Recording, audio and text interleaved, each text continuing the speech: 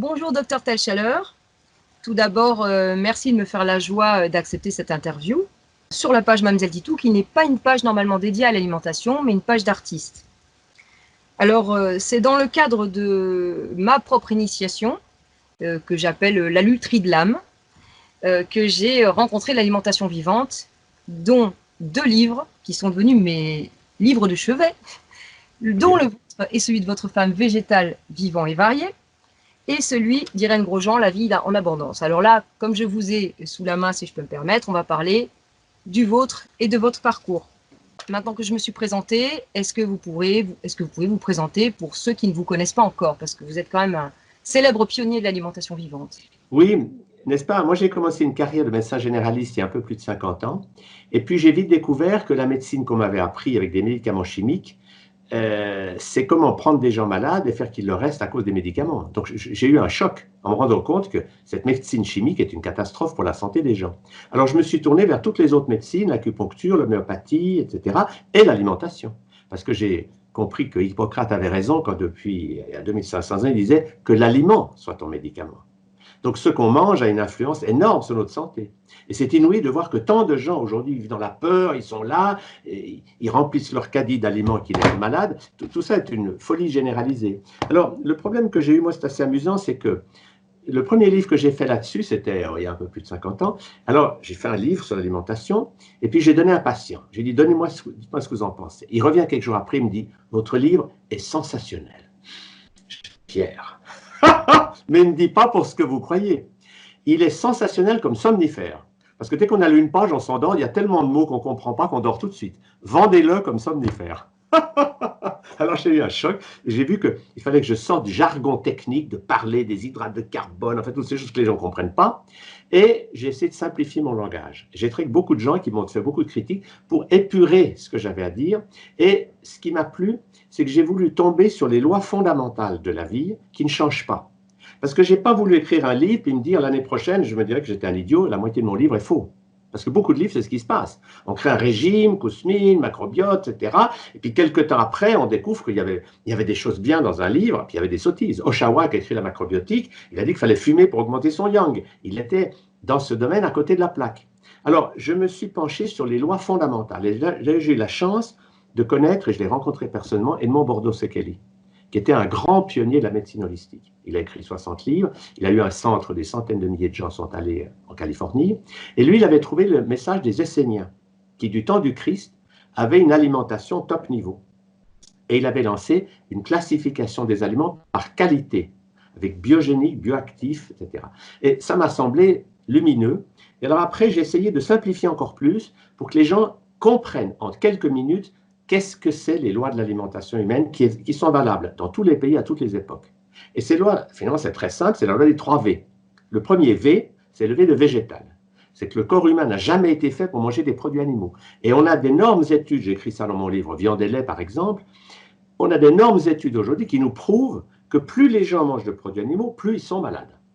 Plus ils mangent de végétaux, mieux ils se portent. C'est un peu la revanche des pays pauvres. C'est que comme ils ont moins d'argent pour acheter de la viande et du lait, ben ils sont moins malades maintenant que les Américains ou tous ces gens qui mangent des tonnes de produits animaux. La civilisation du bœuf est une catastrophe absolue. Parce qu'on tue des animaux, alors pour les laisser vivre, ils nous rendent malades, on les met dans des camps de concentration, on pollue les rivières. Enfin, la civilisation du bœuf, c'est une erreur absolue qui n'a aucune base scientifique. C'est pas sérieux du tout. C'est basé sur des croyances, on nous a dit que, et c'est basé sur des lobbies qui vous vendent des choses, enfin bref. Alors, le premier V, c'est végétal. Mais ça ne suffit pas. Parce que si vous avez des végétaux, mais que c'est tout cuit, vous perdez les enzymes et les vitamines. Donc, il faut avoir des aliments vivants, c'est-à-dire crus. Et c'est ça la base. Le V de végétal et le V de vivant, c'est l'alimentation crue. Et cette alimentation vous apporte de l'énergie, etc. Et aujourd'hui, là où c'est passionnant, c'est que beaucoup de grands sportifs, ils mangent comme ça. Les gens du triathlon, du marathon, ceux qui font des exploits incroyables, ils ne mangent plus des steaks frites. Ils mangent vivant. Parce que cette alimentation leur donne de l'énergie. Puis le troisième V, qui est important aussi, c'est le V de varié. C'est que le V de varié, c'est qu'il ne faut pas manger toujours la même chose. Et puis c'est aussi un V qui est un éloge de la mobilité. Parce qu'il ne faut pas qu'on s'enferme dans une sorte de secte alimentaire. Parce que beaucoup de gens, ce qu'ils font est bien, mais quand ils le font en guerre, en critiquant les autres, quoi, tu manges du cadavre, ça fait des guerres inutiles.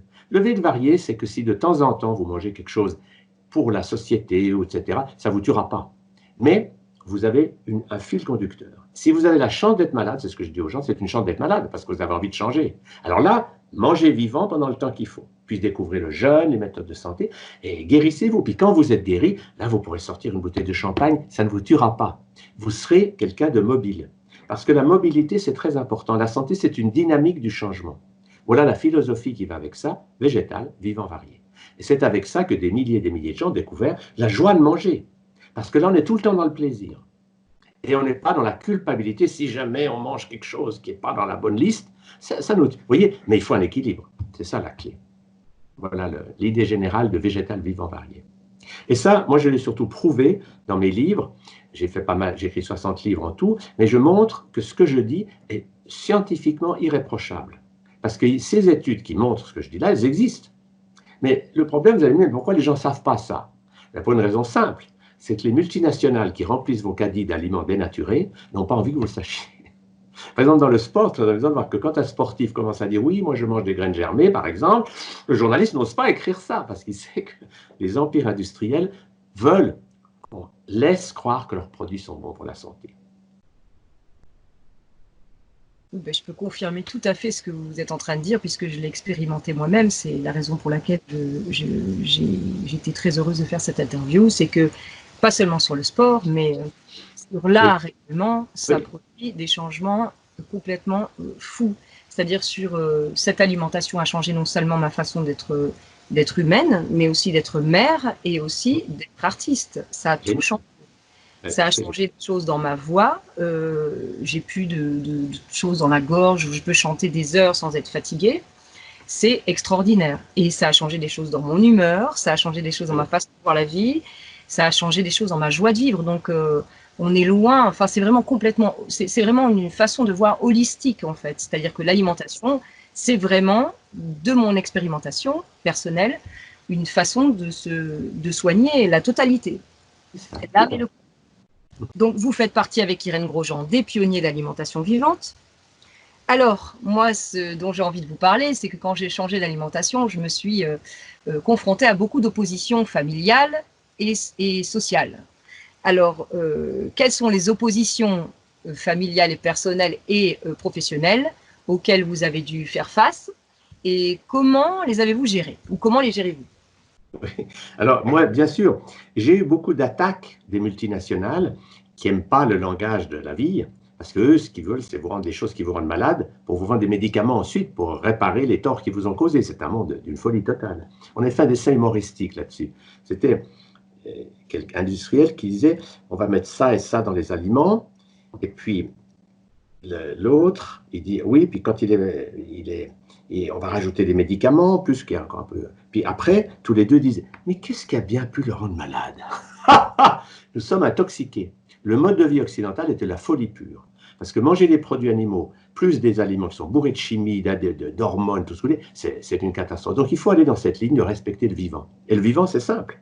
C'est nourrissons-nous des fruits, des légumes et des graines que la terre nous donne. Et il y a tout dedans. Donc on n'a pas besoin de tous ces aliments hyper toxiques. Alors c'est une démarche. Le seul problème, c'est qu'il faut apprendre à le faire en délicatesse. Parce que si vous êtes trop dans la violence, vous voulez convaincre tout le monde, etc., vous êtes en guerre. Moi, ce que j'ai appris avec mes proches, si quelqu'un, je respecte ce que les gens font. Donc s'ils m'offrent, par exemple, j'avais des amis, ils m'offraient toujours un steak, bon, pour me tester. Alors je disais merci beaucoup. Ce que je faisais, c'est que j'allais me promener avec mon assiette et je donnais au chien. Alors après quelques temps, ils m'ont dit, mais le chien te fait une fête quand tu viens, il fait ça à personne. Alors il y a comme ça des moyens de ne pas entrer en guerre avec les gens. Parce que les guerres, les conflits nous empoisonnent autant que les aliments. Donc, il ne faut pas vouloir convaincre. Il faut faire son petit bonhomme de chemin. Et puis, si vous dites, oh oui, ben aujourd'hui, je mange comme ça, vous ne dites pas ce que vous faites tout le temps, mais vous dites, oh aujourd'hui, je prends juste une salade, enfin bref, ou j'amène ce que j'ai à manger. Il y a moyen d'être souple. Et à ce moment-là, les gens vont s'intéresser et ils vont vous poser des questions. Écoute, tu as l'air en forme, etc. Moi, je suis tout le temps fatigué. Et là, vous glissez les informations pas à pas. Quand quelqu'un est au rez-de-chaussée, il ne faut pas lui parler du 12e étage. Il ne comprendra pas.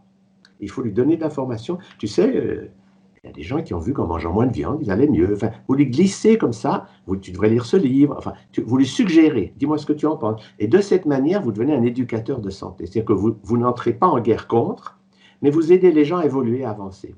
Ça, pour moi, l'éducation de santé, ça fait partie de la médecine holistique. Parce que la médecine holistique, ce n'est pas seulement soigner les malades, mais c'est leur apprendre à ne plus être malades eux-mêmes. Vous voyez, c'est ça l'idée de base. D'accord. Donc, grosso modo, vous faites de l'aïkido. C'est exactement ça, tout à fait. Parce que vous dites, moi j'ai trop vu ça, je vous donne un exemple qui va vous faire rire. On avait fait un cours sur les graines germées et une dame était venue, elle avait appris tout ça. Et puis, quelques jours après, j'ai un téléphone du consul de Belgique. Il me dit, docteur Chalère, nous frisons l'incident diplomatique. Je lui dis, mais qu'est-ce qui se passe? Il dit, ma femme, depuis qu'elle est venue chez vous, à tous les diplomates, elle ne donne plus que des graines germées, des salades. Alors j'ai dit, non, il ne faut pas faire ça. J'ai mis le haut-parleur et j'ai dit à madame, non, faites aux gens ce qu'ils veulent, faites pour vous vos graines germées, mais ne leur imposez pas quelque chose qu'ils ne vous ont pas demandé. Par contre, vous verrez que si vous vous faites une assiette de graines germées et qu'ils mangent le poulet, la fois d'après, ils diront, je pourrais manger comme vous. Ils vont s'intéresser parce que vous ne leur avez pas imposé. Il faut toujours proposer sans imposer. Et c'est ça l'éducation. Proposer, donner des informations, et puis que les gens en fassent leur chemin. Et quand on leur donne cette ligne d'aller vers végétal et vivant, ils voient eux-mêmes que quand ils mangent végétal et vivant, ils vont mieux que quand ils étaient avec l'alimentation industrielle. Et c'est ça, c'est l'expérience personnelle qui compte. Alors, comment justement nos choix alimentaires nous émancipent dès lors qu'on en prend la responsabilité? Vous avez déjà un peu répondu à la question. Oui, mais pour moi, la clé est simple. C'est que nous sommes responsables de notre santé. Ça, c'est fondamental. Et la santé ne viendra jamais de l'extérieur. Croire que la santé va venir d'un vaccin ou d'un médicament, ça, c'est la grande illusion collective de notre époque. Et c'est ce qu'on vous dit. Il y a un virus qui vous menace, mais on va vous donner un vaccin. C'est du vent. Ça repose sur une incompréhension totale du fait suivant. C'est que notre corps, il peut tout guérir de lui-même. Il a une sagesse qui est incroyable. À chaque seconde, vous avez 6 000 milliards de réactions chimiques qui se font dans votre corps. 6 000 milliards de réactions chimiques. Vous avez des millions de cellules qui naissent et qui meurent. Vous avez c'est un corps humain, c'est hallucinant d'intelligence. Et ce corps humain, il gère, le système immunitaire gère non seulement vos cellules, mais nous avons dans notre corps plus de virus et de bactéries que de cellules. Donc c'est une énorme construction où les virus, les bactéries, les cellules jouent les uns avec les autres dans une dynamique d'une intelligence cosmique fantastique. Et tout d'un coup, des gens sont arrivés avec leurs bottes en disant « Ah ben on va mettre de la chimie là-dedans, vous êtes déprimés, allez un antidépresseur, on va vacciner vos enfants. » Et tout ça est une médecine de folie, qui pour moi, ça s'appelle Big Pharma. Mais ça n'a pas un bon futur, parce que ça repose sur des fausses perceptions de qui nous sommes. Alors que la réalité, c'est que notre corps peut tout guérir dans la mesure où on le nourrit correctement. C'est évident que si on le nourrit bien, le système immunitaire fonctionne, et là on n'a pas à craindre des virus et des bactéries ou des maladies, le corps fait son travail. Et c'est cette confiance qu'on doit retrouver dans les capacités du corps qui s'appelle devenir responsable.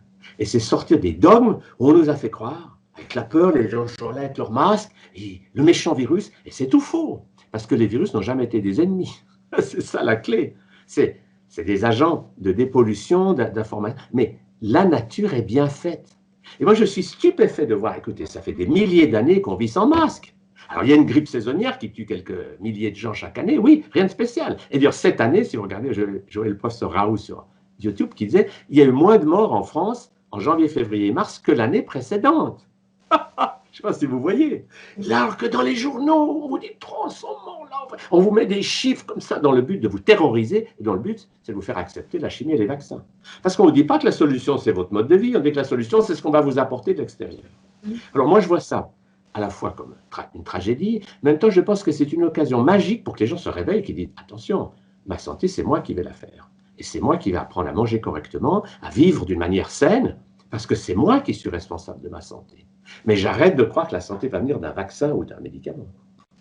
Et c'est ce changement de conscience qui va être la grande transformation actuelle. C'est comme si on va quitter l'hiver de l'obéissance à autrui pour entrer dans une ère de responsabilité. Vous répondez à toutes les questions en même temps, Dr Teichler, c'est formidable. C'est une nouvelle façon de voir l'autre, en fait, puisque c'est une nouvelle façon de voir les virus, les bactéries, l'autre en général, l'animal, notre place dans cet écosystème. Ça bouleverse tout, en fait. Du coup, ça irradie un peu toutes les choses. Tout à fait. Et il y a un point très important, c'est que moi, je suis allé voir vivre des peuples qui vivent sans conflit et sans maladie. J'en ai vu une dizaine. C'est très impressionnant. Ils ne savent pas ce que c'est qu'un conflit ni une maladie. Ils ne sont jamais malades. Et les deux choses que j'ai vues dans ces peuples, sur le plan alimentaire, jamais ils toucheraient un animal. Pour eux, l'animal, il a le droit de vivre autant que nous. Donc ils respectent le peuple animal. Parce que tuer des animaux, c'est une catastrophe horrible. Parce que tous ces milliards de poulets, de vaches, de cochons qu'on enferme dans des endroits épouvantables et qu'on mange, mais qu'est-ce que vous voulez? C'est pas possible d'être heureux quand on est rempli de ces cadavres et de toute la souffrance du peuple animal, plus tous les antibiotiques et les hormones qu'ils mettent, parce que c'est un monde d'une folie totale. Alors il faut en sortir. Et puis on n'a pas besoin de ça. Nous avons dans les aliments naturels tout ce qu'il faut. Quand on prend par exemple une graine, c'est merveilleux de voir qu'une simple graine de tournesol, vous la faites tremper une nuit, elle germe, elle commence déjà à germer. Et vous avez un aliment parfait, vous pouvez manger que du tournesol pendant 6 mois, vous n'aurez aucune carence. Donc la nature est d'une abondance et d'une richesse formidable. Et nous, au lieu de suivre les lois naturelles, on a cru qu'il fallait obéir à des idées complètement fausses, qu'il fallait manger de la viande pour avoir des forces, bref. Et toute cette civilisation comme ça, pour moi, elle va s'effondrer. Et une autre va naître. Parce que maintenant, et c'est ça le bon côté de ce qui arrive aujourd'hui, c'est que les habitants de la planète prennent conscience qu'on est tous ensemble. Parce que l'histoire du Covid, c'est planétaire. On ne peut plus dire, ah non, non, ça c'est les Allemands, le nuage de Tchernobyl s'arrêtera aux frontières de la France. On ne peut plus dire ça, c'est partout. L'erreur qu'on a faite, c'est de croire que la protection va venir de l'extérieur. Alors que l'idée toute simple, c'est qu'un virus, c'est utile. Et plus il y a de gens contaminés, plus vite les gens fabriquent leur immunité. C'est comme ça que l'immunité a toujours fonctionné. Un enfant, il naît, et puis parce qu'il mange de la terre, parce qu'il rencontre ses copains qui ont la rougeole, il rencontre des virus, il construit son immunité. Mais croire qu'on va se protéger comme ça, à ne pas toucher les gens, c'est un délire total. Et je suis absolument stupéfait de voir que des millions de gens arrivent à croire à ça, ils sont là avec leur masque, parce qu'on leur a mis ça dans la tête qu'il faut vivre dans la peur. Et derrière ça, il y a la peur de mourir. Et cette peur de mourir, elle vient d'avoir oublié qui nous sommes. Si je crois que je suis que ce corps physique, ben j'ai peur de mourir, je vais tout perdre. Mais si je sais, que c'est ça la médecine holistique, que je suis un être de lumière qui a créé un corps mental, un corps émotionnel et un corps physique, il n'y a que le corps physique qui peut mourir. Donc, j'ai plus peur de mourir. Tout à l'heure, j'avais une dame au téléphone, elle me dit, oui, j'ai une phobie de la mort. Je dis, mais vous ne pouvez pas mourir. Elle me dit, comment ça? Je dis, non, votre corps physique, oui, mais votre corps émotionnel, votre corps mental, votre corps spirituel ne peuvent pas mourir. Pas plus que TF1 meurt si vous cassez le poste de télévision. Et tout d'un coup, elle me dit, ah bon? Et sa peur était tombée. Donc, on manipule les populations aujourd'hui sur la peur de mourir. Et pour qu'ils aient plus peur, on leur donne des chiffres. 300 morts là, etc. Mais on aurait pu faire ça l'année passée avec la grippe. La grippe a tué plus l'année passée que le coronavirus cette année. Mais on n'a pas fait ça, il n'y a pas toujours à la télévision. 3 personnes, vous voyez, c'est de la manipulation dont le but, c'est de maintenir les gens dans un système de peur et surtout qu'ils n'aillent pas chercher la vérité à l'intérieur. Mais la vérité intérieure, c'est je me relie à mon corps de lumière et j'apprends à manger correctement pour nourrir mon corps physique. J'apprends à ne pas garder mes émotions à l'intérieur, mais à les laisser sortir, comme un enfant sait faire à 3 ans. Je prends des moments comme ça, des moments d'enfance. Et à ce moment-là, pouf, ma créativité s'ouvre et je vais vivre une vie heureuse. Voilà le principe. Moi, le slogan que j'ai lancé il y a 50 ans, c'est dire la santé. Et après, j'ai rajouté le bonheur, ça s'apprend. Mais c'est une notion intéressante, c'est que vous avez appris à parler, à marcher, à conduire une voiture, à tenir un pinceau. Vous pouvez apprendre à être en bonne santé. Pourquoi pas? Tout à fait. Et du coup, on peut conclure sur l'importance de se diriger vers de l'alimentation vivante pour produire plus de vie, tout simplement. Oui. Et peut-être aussi également pour faire de véritables choix politiques quotidiens, parce que quand on achète de la viande, on fait un choix politique. Quand on achète des aliments bio, locaux, on fait un choix politique chaque jour. C'est une façon de faire de la politique. Alors, et justement, ce qu'il faut que les gens comprennent maintenant, c'est qu'il faut ne plus acheter des choses qui viennent de l'autre bout du monde et qui ont été trafiquées de 1000 manières. Il faut faire des choses locales, à petite échelle, sympathique. Et quand vous mangez une tomate qui a été élevée par le cultivateur d'à côté, c'est autre chose qu'une tomate qui vient d'Espagne. Enfin bref, alors cette espèce de frénésie, maintenant tout a été bloqué grâce à Dieu. Quelque part, ça oblige les gens à aller à l'intérieur. Alors le drame, c'est qu'il y a certains, quand ils sont confinés, qu'est-ce qu'ils vont faire? Ils vont regarder la télévision 5 heures par jour et ils vont manger n'importe quoi qu'ils ont acheté au supermarché. Et après l'épidémie de confinement, il y aura l'épidémie d'obésité. Alors que d'autres se disent, je suis au calme, je vais apprendre à lâcher mes tensions, je vais choisir mes aliments, je vais peut-être faire du jeûne. Parce que le jeûne, vous savez que 4 jours de jeûne sec remontent le système immunitaire d'une manière spectaculaire. C'est Filonov qui a trouvé ça en Russie. Les Russes sont très ouverts sur le jeûne.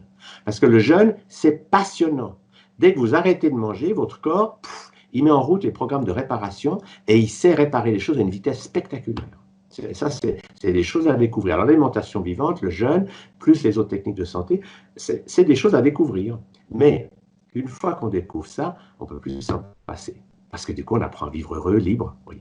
Moi, j'ai fait une vidéo l'autre jour avec Irène Grosjean, justement, et c'est amusant parce qu'on a vu qu'à nous deux, on totalisait 65 ans de pratique, moi 50, à peu près 115 années d'expérience. Donc, ce qu'on raconte, ce n'est pas des idées farfelues, c'est des lois fondamentales. Et notre but, c'est que les gens prennent conscience de qui ils sont et que dans cette conscience, ils apprennent à vivre intelligemment, sainement, pour qu'ils soient heureux et épanouis. Quand je vous entends, quand j'entends des médecins comme vous qui vous êtes émancipés de tout ça et qui avaient pu, parce que la fac de médecine, c'est la même chose. Hein, oui, c'est pareil. Ex qui était médecin, il m'a dit, j'ai fait 20 minutes d'alimentation dans toutes mes 10 années d'études. C'est quand même aberrant. On marche sur la tête. Oui. Non, puis la diététique officielle qui est quantitative, ça ne tient pas la route. On parle de quantité, d'hydrates de carbone, de protéines, alors que la vraie diététique, elle est qualitative. Ce qui compte, c'est la qualité des aliments. Quand vous mangez des graines germées, des fruits, des légumes, vous avez qualitativement toutes les vitamines, tous les enzymes. Et à ce moment-là, les quantités n'ont plus aucune importance. Vous apprenez à vous guider vous-même, à aller dans le sens de la vie. Tout le problème est là. Vers où est-ce qu'on veut aller? Vers la tombe? Ou est-ce qu'on veut être vivant? Et quand on entre dans cette dynamique, alors justement, on se délivre de la peur de la mort, on apprend à vivre heureux, et puis à faire en sorte d'être solidaire. Moi, je crois que la grande crise de notre humanité, c'est que maintenant, c'est le moment qu'on prenne conscience qu'on est tous sur la même planète. On ne peut plus dire, ça c'est le problème des sous-développés, ou de ci ou de ça. Non, on doit devenir solidaire. Et je pense que c'est ça qu'on va réussir à faire. Parce que vous voyez, pour donner qu'un chiffre, c'est comme inouï, on fait une histoire impossible pour ce coronavirus qui a tué, je ne sais pas, 100 ou 120 000 personnes. Mais on oublie que la faim dans le monde tue 6 millions d'enfants par an. 6 millions. Et ça, non, c'est rien. On ne voit pas. Mais si on mettait ça à la télévision tous les jours, 300 000 morts par là, etc., avec les mamans qui pleurent, les gens diraient, il y a un problème. Mais là, le grand drame, c'est qu'aujourd'hui, toute l'information est tenue par les médias, sont tenus par les multinationales. Mais si les gens s'éveillent, ils vont éteindre la télévision, ils vont dire, qu'est-ce que je fais de ma vie? Et là, on est dans une autre dynamique. Et c'est là que les gens s'intéressent à l'alimentation, à la pensée positive, à la méditation, à la libération. Bref, ils entrent dans une démarche de prise en charge personnelle. Je crois que ça, c'est notre futur à tous. Se prendre en main et devenir rayonnant, créatif, artiste, qu'on puisse fleurir dans tous nos personnages. Nous, on enseigne ça. Moi, j'ai la chance d'enseigner avec une femme extraordinaire qui s'appelle Johanne Razanova-Ishaler, qui est une chamane de Madagascar. Ça fait 30 ans qu'on est ensemble. Et on enseigne beaucoup, les deux. Et puis, on enseigne aussi avec notre fils, Gwen Clapp, qui est un merveilleux enseignant de 35 ans, et avec notre ami Jean-Marie Muller. Et notre spécificité, qui est assez originale, c'est qu'on enseigne à 4. On a par exemple fait une formation sur Internet où pendant 7 heures, ça s'appelle Comment tout guérir, et on donne à 4 tous les outils de la santé, physique, émotionnelle, mentale, spirituelle. Donc les gens chez eux, c'est comme si on va chez eux, ils ont 4 enseignants, et ils voient la complémentarité, parce qu'on a chacun nos côtés spécifiques, mais ce qu'on enseigne, c'est les lois de la vie. Et ça, c'est passionnant. Et ça nous donne beaucoup de force, parce qu'on peut toujours attaquer un enseignant, on a tous des points faibles, oui. Quelqu'un dit oui, Chalder, bon. Mais quand on est plusieurs, c'est ce qu'on a su avec Irène Grosjean ou Thierry Casasnova, c'est qu'on dit les mêmes choses. On peut avoir des petites différences de détails, mais on enseigne les lois universelles de la santé. Et on dit aux gens, ne nous croyez pas sur parole, mais essayez. Et c'est génial, parce que les gens qui essayent, pouf, ils voient que ça va mieux. On ne peut pas tricher avec la vie. Ou on choisit d'aller vers la vie, ou on choisit de rester dans la peur. Et le propre de la peur, c'est que j'ai peur et j'attends un sauveur extérieur. J'attends que quelqu'un, un vaccin ou un médicament me sauve. Et ça, c'est une croyance, je dirais, qui a permis à des gens de s'enrichir énormément. C'est comme ça qu'ils contrôlent la planète. Mais ce n'est pas notre futur. Je ne crois pas que le futur, c'est plus de 5G, de vaccins, etc. Le futur, c'est qu'on arrête tout ça et qu'on fasse autre chose. D'accord ? Oui, super. Ben, écoutez, merci beaucoup, Dr Talchaler. Et puis, la dernière petite question que je voulais vous poser, oui. Parce que je n'ai pas vu mentionner dans ce livre-ci, Irène Grosjean est pro-purge. Donc, oui. Beaucoup de purge à l'huile de ricin. Alors, vous, quel est votre... Il y a 2 courants chez les hygiénistes, en gros, aujourd'hui. C'est ceux qui sont pour les purges et ceux qui sont... ça, c'est plus technique. Et ceux qui disent non, jeûner, ça suffit. Moi, j'ai juste jeûné, mais j'ai jamais trop utilisé les purges. J'aimerais... Oui, moi, j'ai écrit un livre avec ma femme qui s'appelle Le jeûne holistique, parce qu'on a vu beaucoup de gens jeûner. Le jeûne, c'est quelque chose qu'il faut apprendre. Alors, dans cet apprentissage, on commence par le jeûne intermittent, qui est mangé plus qu'une fois par jour, ce qui fait que les gens vont déjà beaucoup mieux. Après, on découvre le plaisir de jeûner. Et là, il y a différentes écoles. Il y a ceux qui sont pour la purge ou pas. Mais c'est des détails. Parce que finalement, l'idée de base, c'est d'apprendre à jeûner et d'apprendre à voir le point commun de tous les gens qui enseignent le jeûne. Et il y a des choses, il y a des points communs. C'est arrêter de manger. Ça peut de nettoyer un peu son intestin avec une purge ou du chlorhumagène ou faire des lavements. Mais tout ça va dans la même direction. Alors, il y en a qui sont plus pour tel détail que tel, mais c'est secondaire. L'élément clé, c'est l'expérience personnelle. Puis après, il y a des gens qui vont vous dire, moi, pour moi, la purge, c'est sensationnel, j'en fais. Puis un autre qui va dire, moi, je me débrouille très bien sans. Il faut individualiser les choses. Il ne faut pas que tout le monde soit pareil, on n'est pas des militaires. Il faut trouver chacun ce qui nous correspond et ce qui nous permet de. La clé, c'est de découvrir que, par exemple, le jeûne, si on sait bien jeûner, c'est très agréable. C'est une expérience merveilleuse. Alors que beaucoup de gens disent quoi? Jeûner, c'est affreux. Bon, c'est des idées reçues. Donc, c'est découvrir que si on mange vivant, par exemple, pendant une semaine, après jeûner, c'est très facile. Donc, c'est des choses à découvrir et expérimenter. Eh bien, merci beaucoup. Je resterai des heures à vous écouter, docteur Taylor. C'est très agréable, c'est tellement structuré. C'est comme le livre que je peux conseiller vraiment à tout le monde parce que c'est vrai qu'il est super facile à lire, facile à vivre en plus. Il est facile à lire. Il est vraiment, c'est expliqué. Enfin, un enfant pourrait comprendre vraiment. Et pourtant, c'est un livre de spécialiste. C'est un livre c'est une Bible. C'est-à-dire que tout est simple dans ce livre. Oui. Tout est simple et vraiment, je recommande à 1000% parce que, ben voilà, quoi, je trouve que c'est chouette d'adapter son langage aussi au public. Tout à fait. Alors, bien sûr, j'ai d'autres livres qui parlent d'alimentation, qui sont des plus gros livres, qui donnent plus de chiffres et de choses comme ça. Mais c'est vrai que l'élément clé, c'est de ne pas surcharger les gens intellectuellement de conflits. Non, c'est de leur donner des pistes de choses qu'ils vont pouvoir faire eux-mêmes. Et ça, ils vont développer leur personnage intérieur. Et vous, ce que vous nécessitez à faire, c'est de développer l'artiste. Et ça, c'est magnifique. Voilà. Bah, du coup, je vais pouvoir passer, je suis passée du CP, je vais peut-être pouvoir passer au collège maintenant, avec d'autres livres que vous allez pouvoir me conseiller. Merci beaucoup, docteur Tachaleur, et merci beaucoup pour tout ce que vous faites et pour la lumière que vous portez. Je vais finir par une petite anecdote. C'est le petit Jérémie, on lui dit, c'est toi qui fais la prière avant le repas. Alors il joint les mains, puis il dit, oh mon Dieu, faites que les vitamines soient dans le dessert, pas dans les épinards. Parce que les épinards, il me semble très drôle. C'est que le premier livre qui était sorti avec les teneurs des différents aliments, alors la secrétaire qui tapait, il y avait laitue, etc., il y avait épinards. Et normalement, pour le faire, il y avait 0,001, comme les autres aliments. Puis elle a fait une faute de frappe. Au lieu de taper les épinards à 0,01, elle a tapé les épinards à 1,000. Donc le tableau qui est sorti donnait l'impression que les épinards, mais c'est un aliment extraordinaire. Ça a été la génération Popeye. Ces milliers d'enfants américains, on a dit mange ces épinards parce que tu auras de la force. C'est amusant de voir qu'une simple faute de frappe déclenche une croyance fausse. Et c'est comme ça d'ailleurs qu'on a cru que les protéines animales étaient meilleures que les autres. Parce qu'une étude a montré que les rats nourris aux protéines animales grandissaient plus vite que les autres. Alors ça avait l'air bien. Mais la suite de l'étude, c'est qu'ils mouraient aussi 2 fois plus vite. Parce qu'on sait que plus les gens mangent de produits animaux, plus ils meurent vite.